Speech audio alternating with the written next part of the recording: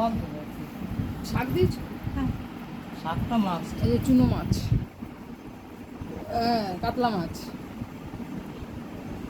চিংড়ি এটা মাছ। মোরলা মাছ। চিংড়ি মাছটা কি করে করবো? ওই একটুখানি ফুটে দিয়ে দাও।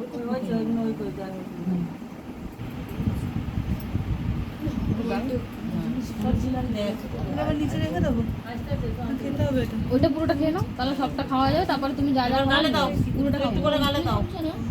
খেতে হবে, ওইটা খেয়ে নাও, তারপরে কমিয়ে দিচ্ছি।